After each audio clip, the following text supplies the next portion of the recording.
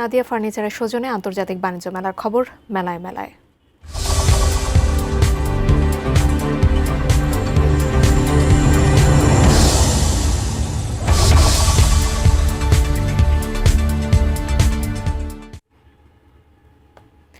বাণিজ্য মেলার ৩০তম আসরে দেশি বিদেশি হাজারো পণ্যের ভিড়ে ক্রেতা দর্শনার্থীদের নজর কাটছে গ্রাম বাংলার ঐতিহ্য, মাটির তৈরি গৃহস্থালী ও শৌখিন সামগ্রী। রঙিন প্যাভিলিয়ন আর ঝলমলে পণ্যের ভিড়েও ক্রেতাদের এই আগ্রহ প্রমাণ করে মৃৎশিল্পের আবেদন ফুরিয়ে যায়নি। নারায়ণগঞ্জ প্রতিনিধি হাসান মজুমদার বাবলুর পাঠানো তথ্য ছবিতে ডেস্ক রিপোর্ট। একসময় গ্রাম বাংলার দৈনন্দিন জীবনে আর রান্নায় মাটির তৈরি জিনিসপত্রই ছিল প্রধান অনুষঙ্গ। কালক্রমে অ্যালুমিনিয়াম, সিরামিক, প্লাস্টিক ও মেলামাইন পণ্য সেই জায়গা দখল করেছে। ধীরে ধীরে হারাতে বসেছে ঐতিহ্যবাহী মৃৎশিল্প।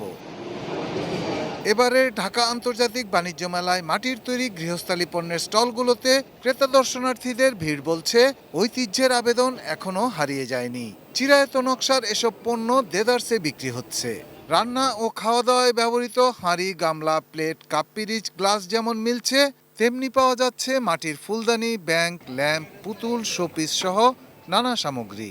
এগুলো ছোটবেলায় দেখে খেলতাম, আম্মু সবসময় কিনে দিত, এখানে এসে খুব দেখে ভালো লাগছে। আমাদের মতো তরুণরা আরো অনেকেই এই মাটির তৈরি জিনিসপত্র, ঐতিহ্যবাহী জিনিসগুলো দেখতে তার আগ্রহ। আর আমরা তো মাটিতে ফিরে যাব, ওই সেক্ষেত্রে আমাদের কাছে মাটির জিনিসপত্র আমাদেরকে এমনিতে টানে সবসময়। বাইরে আপনি নরমাল জিনিস পাবেন, যেহেতু অনেক ডিজাইন, অনেক ভ্যারাইটিস আছে, মেলাতেই বিশেষ করে পাওয়া যায়।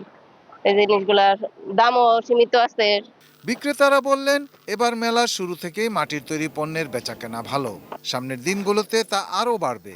মাটির আপনার প্লেট, জগ, কাপ, পিরিচ, হান্ডি, পাতিল, রান্না করার সমস্ত পাতিল যা আছে সবকিছু আছে আমাদের কাছে। তারা এই ন্যায্য মূল্যে জিনিস কিনতে পারবেন। কাস্টমার যারাই আসতেছে, যে আসতেছে, কিছু না কিছু কিনতেছে এখানে।